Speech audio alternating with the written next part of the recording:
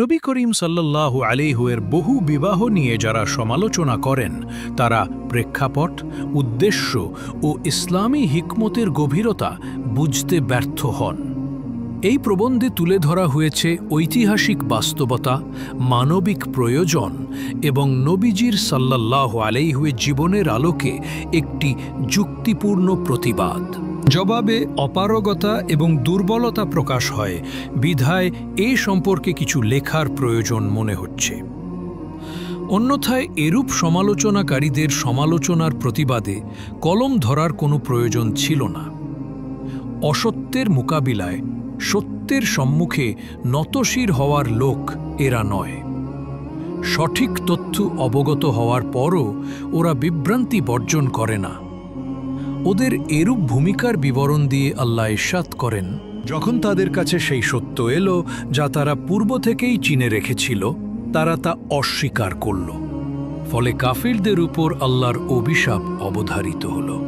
সূরা আল বাকারা ২ আয়াতে বর্ণিত হয়েছে, ফাইন্নাহুম লা ইউকাযযিবুনাক ওয়ালাকিন্না, যারা আল্লাহর আয়াতসমূহ অস্বীকার করে তারা আপনাকে মিথ্যুক বলে না, অর্থাৎ আপনি রাসূল তা তারা জানে, বরং জালেমরা আল্লাহর আয়াতসমূহ অস্বীকার করে।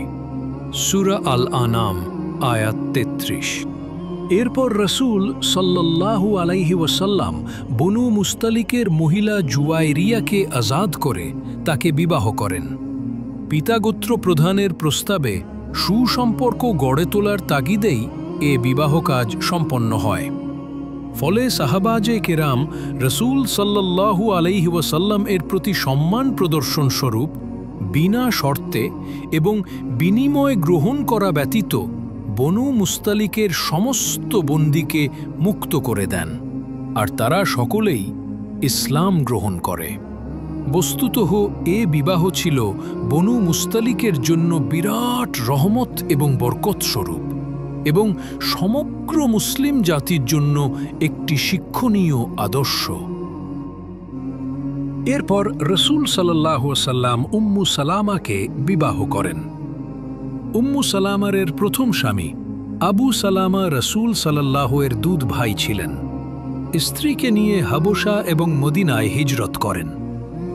আবু সালামা বদর এবং উহুদ উভয় যুদ্ধে অংশগ্রহণ করেন এবং উহুদের যুদ্ধে আহত হয়ে শাহাদাত বরণ করেন।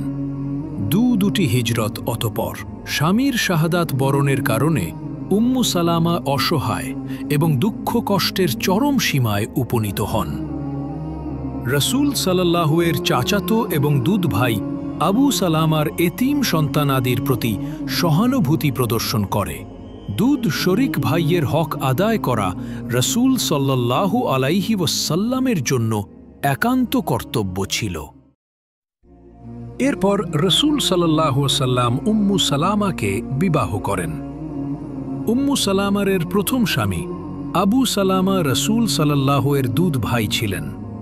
স্ত্রীকে নিয়ে হাবশা এবং মদিনায় হিজরত করেন। আবু সালামা বদর এবং উহুদ উভয় যুদ্ধে অংশগ্রহণ করেন এবং উহুদের যুদ্ধে আহত হয়ে শাহাদাত বরণ করেন। দুটি হিজরত অতঃপর স্বামীর শাহাদাত বরণের কারণে উম্মু সালামা অসহায় এবং দুঃখ কষ্টের চরম সীমায় উপনীত হন। রাসূল সাল্লাল্লাহু এর চাচাতো এবং দুধ ভাই আবু সালামার এতিম সন্তানাদির প্রতি সহানুভূতি প্রদর্শন করে।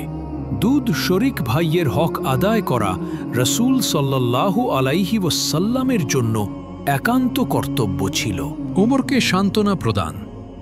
মুসলিম উম্মার শ্রেষ্ঠতম দুজন মহামানবের মধ্যে সমঝোতা সৃষ্টি এবং হিজরতকারিণী বিধবা হাফসার প্রতি আন্তরিকতা প্রদর্শনের তাগিদে এ বিবাহ যে কত গুরুত্বপূর্ণ এবং উপযুক্ত পদক্ষেপ ছিল তা বলাই বাহুল্য।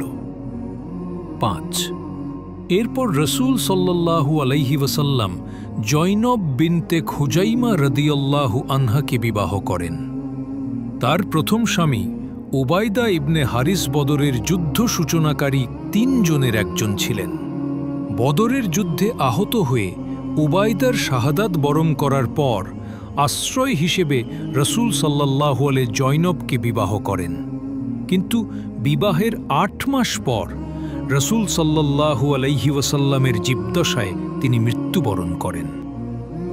এরপর রাসূল সাল্লাল্লাহু আলাইহিম আবু সুফিয়ানের কন্যা উম্মু হাবিবা রাজিহিলকে বিবাহ করেন। তার প্রথম বিবাহ হয় উবাইদুল্লাহ ইবনে জাহাশের সাথে। উম্মু হাবিবা তার প্রথম স্বামীর সাথে হাবশায় হিজরত করেন, কিন্তু উবাইদুল্লাহ সেখানে মুরতাদ হয়ে মৃত্যুবরণ করে। হাবশা থেকে আসার পর দুঃখিনী বিধবা মহিলার প্রতি সমবেদনা এবং সম্মানস্বরূপ মক্কার কাফেরদের অবিস্মরণীয় নেতা আবু সুফিয়ানের সাথে সম্পর্ক স্থাপনের একান্ত প্রয়োজনে এ বিবাহ ছিল খুবই তাৎপর্যপূর্ণ। প্রকারান্তরে এ বিবাহের কারণে রাসূল সাল্লাল্লাহু আলাইহি ওয়াসাল্লামের প্রতি তার শত্রুতার চেতনা শিথিল হয়ে পড়ে, আন্তরিকতা বৃদ্ধি পায় এবং ইসলাম ও মুসলমানের বিরুদ্ধে তার অভিযান একেবারেই বন্ধ হয়ে যায়। খাদিজা রাদিয়াল্লাহু আনহার মৃত্যুর পর বিশ্বনবী সাল্লাল্লাহু আলাইহি সাউদা রাদিয়াল্লাহু আনহার মতো একজন বিধবা মহিলাকে বিবাহ করেন। ইসলামের প্রথম আহ্বানে সাড়া দিয়ে ইসলাম গ্রহণের পর মক্কার জালেম কাফেরদের নির্যাতনে অতিষ্ঠ হয়ে স্বামী শুকরান মৃত্যুবরণ করলে বৃদ্ধা এ মহিলার জীবনে নেমে আসে চরম নৈরাশ্য ও হতাশা। মোটা স্বাস্থ্যের অধিকারিণী ও অনুভূতিহীনা এই বিধবাকে কে বিবাহ করবে? তাকে কে আশ্রয় দেবে? কারও তার প্রতি আকর্ষণ নেই। হাবশায় হিজরতকারিণী দুঃখিনী বিধবা বৃদ্ধা মহিলাকে বিবাহ করে তার প্রতি করুণা এবং সহনশীলতা প্রদর্শন করা বিশ্বনবীর পক্ষেই সম্ভব হয়েছে, কারণ এমন কোনো মানবের পক্ষে সম্ভব নয় যে নিজের বয়সের চেয়ে 4 বছর বড় বা সমান এবং মোটা নারীকে বিবাহ করে জীবন কাটানো। উম্মু সালামা ছিলেন উঁচু খানদান এবং সম্মানী বংশের মহিলা। ইসলাম এবং মুসলমানের জন্য ছিল তার অসাধারণ ত্যাগ ও কুরবানি। স্বামীর মৃত্যুর কারণে এতিম সন্তানাদির লালন পালন কষ্টে একাকী জীবনযাপন দুরূহ হয়ে পড়েছিল। এমতাবস্থায় এই বিবাহ তার প্রতি বিশ্বনবীর সহানুভূতি বই অন্য কিছু নয়। 7 এরপর নবী করিম সাল্লাল্লাহু আপন ফুফাতো বোন জয়নব বিনতে জাহাশকে বিবাহ করেন। তার প্রথম বিবাহ হয় রাসূল সাল্লাল্লাহু এর অত্যন্ত প্রিয় গোলাম পালক পুত্র জায়েদ ইবনে হারেসার সাথে। এ বিবাহের মূল কারণ ছিল জাহেলি যুগের গলদ প্রথার মূলোৎপাটন করা, কেননা সে যুগে পালক পুত্রকে আপন পুত্র মনে করা হতো এবং পালক পুত্রের স্ত্রীকে পালক পিতার জন্য বিবাহ করা হারাম মনে করা হতো। এ কুপ্রথার মূলোৎপাটনের জন্যই এ বিবাহ অনুষ্ঠিত হয়। স্বভাবের হতেন তাহলে এ দীর্ঘ সময় আরও 2-4টি বিবাহ করে নিতেন, কারণ আরবের সেরা সুন্দরীরা তাকে বিয়ে করতে আগ্রহী ছিলেন, কারণ এটাই ছিল যৌবনের আসল মুহূর্ত। এ মুহূর্তেই নারী ভোগের প্রতি মানুষের আকর্ষণ অধিক হয়ে থাকে। খাদিজারের আগেও আরও 2টি বিবাহ হয়েছিল। রাজনৈতিক, অর্থনৈতিক ও মানবিক কারণেই তাকে বিবাহ করেন। 25 বছর বয়সে একজন বয়স্কা মহিলাকে বিবাহ করে যৌবনের পুরো সময় তাকে নিয়ে কাটিয়ে দেয়া সমালোচনাকারীদের অসারতা প্রমাণের জন্য যথেষ্ট নয় কি? যাদের অন্তর ব্যাধিমুক্ত, যারা ন্যায় ও নিরপেক্ষ বিচারক, যারা শুভবুদ্ধির অধিকারী, তাদের জন্য এতটুকুই যথেষ্ট। খাদিজারের মৃত্যুর পর অবশ্যই তিনি একাধিক বিবাহ করেছেন, কিন্তু কেন করেছেন, কোন প্রয়োজনে করেছেন, এ ব্যাপারে সমালোচনাকারীদের চক্ষু অন্ধ হলেও বুদ্ধিজীবী এবং সঠিক পর্যালোচনাকারীদের চক্ষু অন্ধ নয়।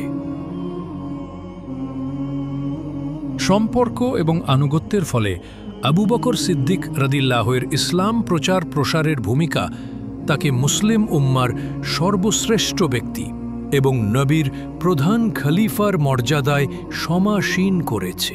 4 এরপর ওমর রাদিয়াল্লাহুর কন্যা হাফসাকে তিনি বিবাহ করেন। তার প্রথম স্বামী খুনাইস ইবনে হুয়াফা ওহুদের যুদ্ধে শাহাদাত বরণ করার পর রাসূল সাল্লাল্লাহু আলাইহি ওয়াসাল্লাম বিবাহ করেন। বিধবা হাফসার চিন্তাগ্রস্ত পিতা ওমর রাদিয়াল্লাহু স্বীয় কন্যার আশ্রয় খুঁজে আবু বকর এবং ওসমানের নিকট বিবাহ প্রস্তাব করেন।